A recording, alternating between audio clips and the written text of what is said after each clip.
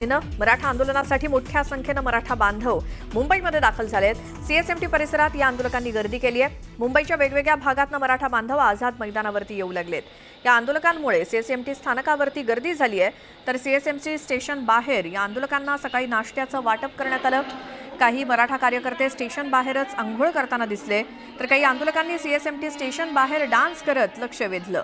या आंदोलकांनी CSMT station बाहेरच ठिय्या आंदोलन सुरू केलेलं आहे। या आंदोलकांमुळे सीएसएमटी स्थानक परिसरात मोठी वाहतूक कोंडी झाली आहे। आमचे प्रतिनिधी सुमित सावंत तिथून आपल्या सोबत आहेत।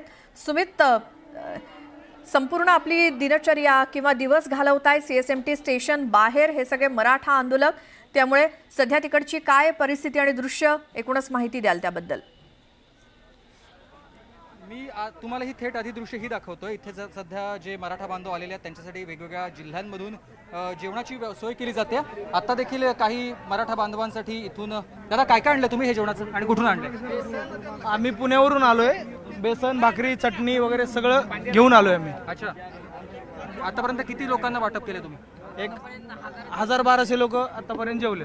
तर आतापर्यंत 1000-1200 लोक जेवलेले आहेत आणि आपण बघतोय प्रत्येकाच्या हातामध्ये खरडा, कुठे काय काय वेगवेगळे पदार्थ जे जे सुके पदार्थ आहेत ते आणले जातात आणि ते दिले जातात। काही आणखी मराठा आहेत दादा, तुम्ही कुठून आलात? आम्ही धाराशिव जिल्ह्याहून आलेलो आहे आणि सर्व हॉटेल लाईन शासनाने बंद केलेली आहे। अच्छा, आंघोळ वगैरे झाली काय? हो, एकदम मस्त। कुठे कुठे आंघोळ केलीत? इथं समोर ते महानगरपालिकेचे तिथे एक टँकर आणलंय, तिथे आंघोळ केली आता। अच्छा, सगळं व्यवस्थित झालं ना? सगळं व्यवस्थित झालं। जेवण वगैरे घेतलात की नाही? हो हो। बरं, आता इथे सगळ्यांना वाहनं बाजूला करायला सांगतात। शासन एवढं गेंडीचं कातडीचं शासनाला माया आहे ना। ग्रामीण भागातले लोक इथं 13 महिने झालं आरक्षण नाही। त्या बाबाच्या शरीराची चाळणी झाली। आज काय हालत, 80 वर्षाचे म्हातारे आरक्षणासाठी आले तर आम्हाला जास्त पैसे लागते। शासनाला माया जरांगेंनी आवाहन केलंय सगळ्यांना की वाहनं इथून बाजूला काढा, रस्ते मोकळे करा, कारण आपले आणखी बांधव काही येणार आहेत त्यांच्यासाठी रस्ते मोकळे असायला हवे। शासनाला सहकार्य करूच राहिलो, पण शासन आमच्या संघ सहकार्य करीत नाही। आमच्या जरांगे पाटलांची तब्येत अत्यंत नाजूक होत चाललेली दिवसेंदिवस। फडणवीस सरकारला मी विनंती जरांगे साहेब म्हणतात तुम्ही आंदोलन करताना रस्त्यावर कोणाला त्रास होईल याची काळजी घ्या, होणार नाही याची। आम्ही मराठा समाज त्रास कोणाला देत नाही। बरं, आता दादा आणखी कुठून दादा आणले तुम्ही? पंढरपूर काय काय आणलंय? पेरू, केळी, बिस्किट ते आणलंय। किती लोकांना वाटलं आतापर्यंत? किती लोकांना वाटलं आतापर्यंत? आतापर्यंत 500-600 लोक झाले, अजून शिल्लक आहे। आपण बघतोय वेगवेगळ्या जिल्ह्यामधून काही प्रत्येकानं वेगवेगळ्या वस्तू आणलेल्या आहेत। मराठा बांधवांना काल जेवण मिळालेलं नव्हतं, अनेक लोक उपाशीच रस्त्यावरती झोपलेले होते, त्यामुळे प्रत्येकासाठी अन्न व्हावं, पुरावं यासाठी वेगवेगळ्या जिल्ह्यामधून जे मराठा बांधव आहेत ते अन्न इथवर आणतायत आणि वाटप केलं जातं। आणखी दिवसभरामध्ये हीच स्थिती असणार आहे। दिवसभरामध्ये वेगवेगळ्या जिल्ह्यांमधून लोक अन्न आणणार आहेत। दादा, आता ही वाहनं तुम्ही इथून बाहेर बाजूला हटवणार आहेत की नाही? कारण जरांगे साहेबांनी सांगितलंय की इथून सगळी वाहनं बाजूला करा, रस्ते मोकळे करा, जेणेकरून बाहेरच्या लोकांना यायला मिळेल। मानतोय पाटलांनी जो आदेश दिला ते आम्ही मान्य करेन। आम्ही जे सांगतात त्यांना जे सांगतात ते आम्ही मान्य करतोय। बरोबर, पण आता ही वाहनं मग कधी बाजूला काढणार? बाजूला चालू जरी काढायला आमचे काय म्हणताय? वाहनं कधीच बाजूला निघणार आता नाही। जरांगे साहेबच म्हणाले सगळ्यांना आवाहन करतात तुम्ही जर रस्ते मोकळे केले तर जेवण इथे आतमध्ये आणता येईल ना? रस्ता आहे, रस्ता रिकामाच आहे, पण साईडला पार्किंगला त्या साईडनं वाहनं उभा आहे ती, आणि येणाऱ्या जाणाऱ्या वाहनाला रस्ता रिकामा आहे। आणि हॉटेल लाईन बंद केली म्हणून मराठवाड्यातून सोलापूरहून, पुण्याहून सर्व ठिकाणाहून जेवण यायला लागलेलं आहे। आमची तयारी अशी आहे। ढीकच्या ढीक सगळे ठेवलेले आहेत, म्हणजे पाण्याची व्यवस्था करण्यात आली आहे, पुढे जेवणाची व्यवस्था केली जाते। दादा, कुठून आलात तुम्ही? सांगलीहून आलो। काय काय आणलं तुम्ही? सगळे आणले, येताना भाकरी घेऊन आलोय, ठेचा आणलाय, कांदा आणलाय। माझा काय झालं, सगळे एकाच वेळेला येतात, मग संध्याकाळची व्यवस्था कशी? संध्याकाळची सुद्धा होणार। इथला एकही मराठा बांधव, एकही मराठी माणूस उपाशी राहणार नाही। ही मुंबई आमचे, महाराष्ट्र आमचं आहे। इथली माणसं आमचे जे गोरगरीब बांधव जे बाहेरून आलेत ते आमचेच रक्ताचे, आमच्या मातीतले आहेत। इथला एकही माणूस उपाशी राहणार नाही, उपाशी झोपणार नाही। ह्या मराठी माणूस इथला काळजी घेईल त्यांची। प्रत्येक वयोगटातले इथे आंदोलक आहेत। काका, कुठून आलात? कुठून आलात? कुठून तुम्ही? पंढरपूर तालुका जेवण आणलंय, सगळं भाकरी, भाजी, चटणी सगळं वाटायसाठी। आता जेवण वाटून झाल्यानंतर तुम्ही इथेच थांबणार की जाणार आहात परत? तो पत्र आम्हाला आरक्षण मिळत नाही, तो पत्र हालतच नाही। जेवण घेऊन यायला ह्या परिसरामध्ये बहुतांश दुकानं बंद असल्यामुळे, जेवणाची अब्दावल्यामुळे सगळे गावाकडून जेवण घेऊन यायला लागले। अजून गाड्या यायला लागल्यात आमच्या। एक मराठा आमच्या बिडून आतापर्यंत 70 गाडी निघाल्या, 70 जेवणाची गाडी निघालेली, आणि दरबाज गावातून एक गाडी। पूर्ण बीड जिल्ह्यातून आंघोळीची वगैरे व्यवस्था झाली का व्यवस्थित? आंघोळीची व्यवस्था सरकारने आम्ही उघड्यावर अंग धुतोय सगळं काही असं पाण्याची व्यवस्था नाही, हागायची सोय नाही, काही सोय नाही, असं कोणतं सरकार आहे काही व्यवस्था केली नाही म्हणतात, त्यामुळे महानगरपालिका म्हणते आम्ही काही व्यवस्था केली आहे.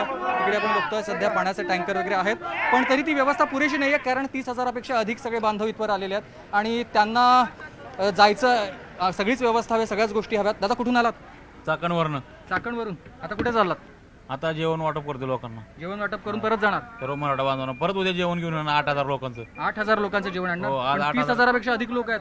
अधिक आहेत पण आम्हाला जमतं तेवढं प्रत्येक गावातनं घेऊन येतो आम्ही. बरोबर आहे. म्हणजे जेवढी गरज असेल किंवा जेवढं शक्य आहे तेवढं अन्न आपण इथपर्यंत आणणार आहोत आणि म्हणूनच सध्या इथे बांधव फिरतात. दुसरं मी आता महानगरपालिका म्हणते आम्ही सातत्यानं सफाई करतोय किंवा इतर गोष्टी देखील करतोय, तर आपण ही दृश्य बघतोय समोर महानगरपालिकेचे हे कर्मचारी आहेत. महानगरपालिकेचे कर्मचाऱ्यांकडून साफसफाई स्वच्छता केली जाते.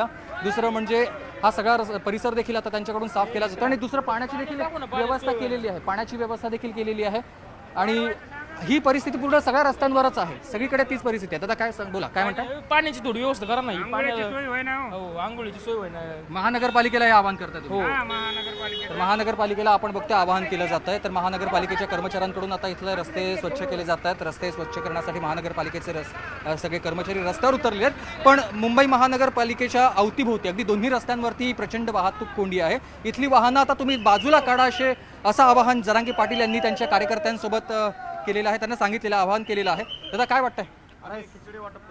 आपण खिचडी कधी कुठून आणली आहे? हे पुण्यावरून. पण व्यवस्थित आहे का? खराब वगैरे झाली नाही एवढा प्रवास? बनवली इथं गरम गरम बनवलेली. अच्छा, गरम इथे बनवली आहे का? मग आज किती वेळ बनवत राहणार?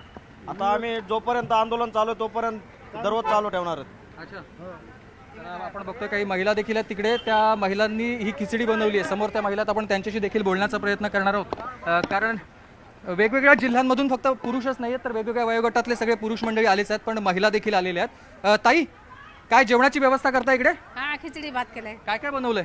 खिचडी. अच्छा, खिचडी बनवली आहे. मी तुम्हाला ही दृश्य दाखवतो. म्हणजे या महिला सगळं साहित्य घरातून घेऊन आलेल्या आहेत आणि इथेच सगळं शिजवलं जात आहे. समोर शेगडी आहे मोठी आणि गॅसच्या टाक्या आहेत. त्याचबरोबर आपण बघतोय भाजी सध्या कापून ठेवलेली आहे. जेवढ्या लोकांना शक्य होईल अन्न वाटप करता येईल किंवा अन्नदान करता येईल ह्या सगळ्याचा प्रयत्न सुरू आहेत. ताई, तुम्ही कुठून आलात? आम्ही पुण्यावरून आलो. पुण्यावरून आलात? सरकारने सगळं बंद केलं होतं त्यामुळे आम्ही इथं उपलब्ध केलं खाण्यासाठी. किती लोकांचं जेवण बनवलं तुम्ही? आम्ही 1000 लोकांचं बनवलं. अच्छा, आणि काय काय आणलं आता? साहित्य काय काय आणलं त्यासाठी? खिचडी बनवण्यासाठी जे लागते ते टोमॅटो, कांदा. किती दिवस तुम्ही असं अन्न पुरवणार आहात? जोपर्यंत आरक्षण मिळत नाही तोपर्यंत. जोपर्यंत आरक्षण मिळणार तोपर्यंत इथे लोकांना जेवण तुम्ही अन्नदान करत राहाल किंवा जेवण त्यांच्यासाठी बनवत राहाल. इतरही गाड्या येत आहेत, कारण की हे जे शासनानं सर्व बंद केलं होतं त्या कारणास्तव आता आमच्या खेड्यापाड्यातनं गाड्या निघत आहेत आणि आमचे जे सगळे गरजवंत मराठे जे आलेले आहेत त्यांच्यासाठी खाण्यापिण्याची व्यवस्था, तसेच शासनानं पाणी बंद केलं होतं, दुकानं बंद केली होती, त्या कारणास्तव आमच्या खेडेगाव गावातनं प्रत्येक गावातनं एक एक गाडी आता परत येत आहे की आमच्या समाजाच्या ज्या लोकांसाठी जी उपासमारीची वेळ या शासनानं आणलेली आहे त्याकरिता आमच्या सर्व गावातल्या लोकांनी व्यवस्था करून खाण्यापिण्याची व्यवस्था गावातल्या लोकांनी केली आहे. आजोबा कुठून आलात? नांदेडून आलो. नांदेडवरून आलात? कधी निघालात तुम्ही? 3 दिवस झाला. कसे आलात? चालत आलात की गाडीनं एसटीनं ट्रकनं आल्या. ट्रकने आलात? मग सगळी व्यवस्था आज आहे काय? खाली चालू आहे आता चालली आहे. आंघोळ बिंगोळ झाली ना? आंघोळी केली आहो, पण आता जेवणाची सोय करायला स्वयंपाक करायला येतं. अच्छा अच्छा. काल जेवण नव्हतं मिळालं? काल मिळालं, आमचं मी स्वतः करून खाल्लं आम्ही. इकडं कुणाचं घ्यायला नाही, काही नाही. आणि हे निकाल लागल्याशिवाय आम्ही जाणार नाही. मेलं तरी काही हरकत नाही. हे त्याच्यावर ठुललं आहे. उपास नाही. पाठ शपथी इथे घेता येतो शौच भवन उघडून आणि ह्यांना आरक्षण देता येत नाही. 3 जातीचे 3 सरकार एक होऊन सगळ्या मराठ्यांचा ह्यांनी पळ काढलेला आहे, तरी ह्यांना शपथ इथे घेता येतो. ह्यांना बरोबर आहे सुमित. या आंदोलकांच्या भावना तर आपण जाणून घेऊयातच. धन्यवाद तुर्तास या सगळ्या माहितीसाठी, संवादासाठी.